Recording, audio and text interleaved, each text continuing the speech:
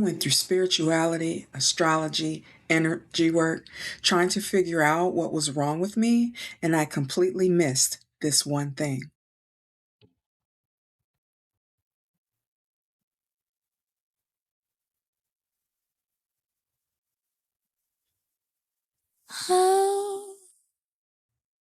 Hello, welcome to the Radiant Woman. I am Sharonda, and this is my little sanctuary on the internet where we get to pause, rest, and gently return to our inner radiance.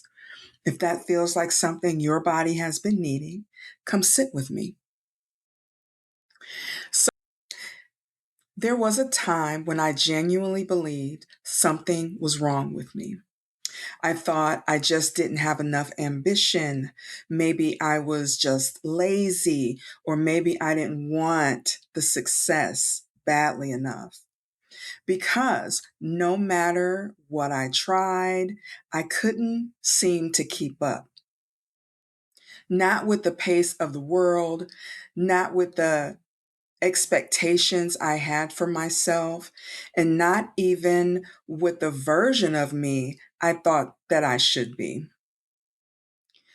I tried everything: productivity systems, life hacks, mindset work. I even went deeper than that: spirituality, into metaphysics, astrology, energy work, but none of it answered the question that kept sitting underneath it all. Why does everything feel so overwhelming? And what I didn't understand at the time was that I wasn't struggling with discipline. I can be disciplined in a lot of things, and I was living in survival mode and I didn't recognize it. There is an assumption that if you're in survival mode, that it would be obvious. There would be panic, chaos, or a mental breakdown or emotional breakdown.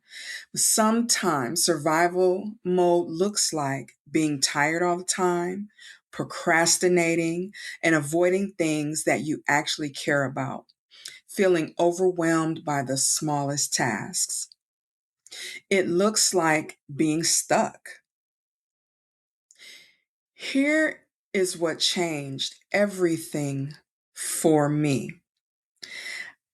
I was in a process where I was learning to notice what was going on inside my body, not my thoughts, not my goals, but my body. And what I realized was, even when I was relaxing, I wasn't resting. There was always a bit of tension, there was bracing, and there was always this low level sense of alertness. Like I had to be on all the time, preparing for something that I didn't know if it was going to happen or not.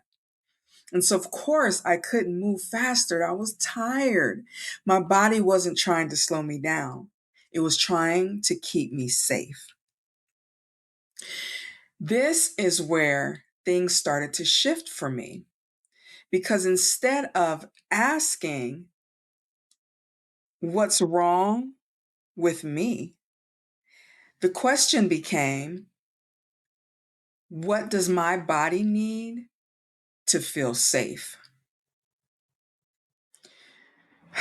The answer wasn't more discipline, it wasn't pushing harder.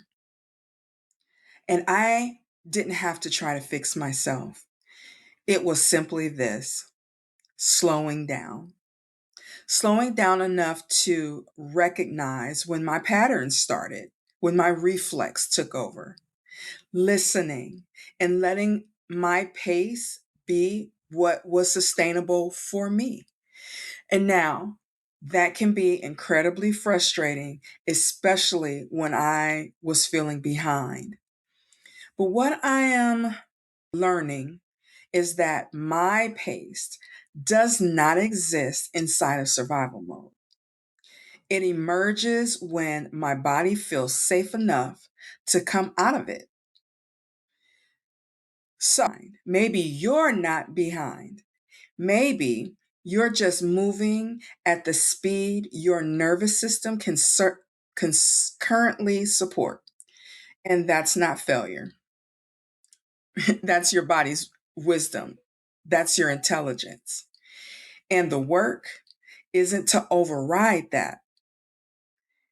The work is to meet it gently, with gratitude, consistently, without making it wrong.